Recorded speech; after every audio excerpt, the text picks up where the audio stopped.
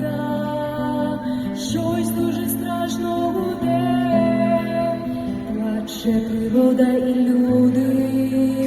суне жахлива біда, то голос тільки чути, тепер у неї війна, життя дарунок Бога, а смерть доплід гріха,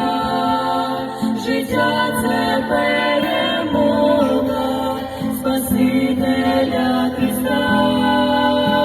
життя дарунок Бога, а смерть доплід гріха,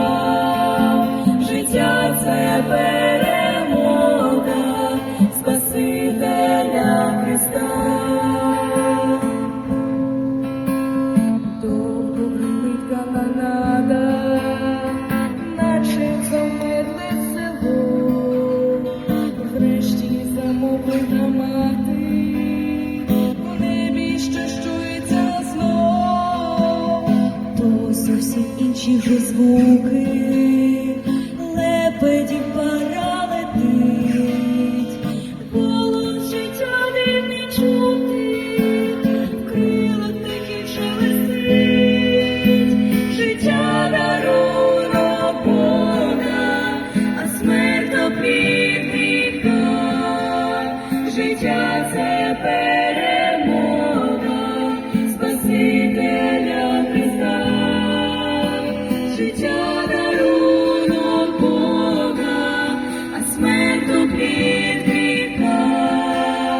життя це перемога Спасителя Христа. Хоч смерть панує у світі, страсті тримає усіх, все ж для дорослих і діток радісна вістка звучить, бо життя переможно, радісно пісню співа, вічний Спаситель Син Божий, смерть назавжди подолав, життя дарунок Бога, а смерть доплід гріха, життя це перемога Спасителя Христа, життя дарунок Бога, а смерть доплід гріха, життя це перемога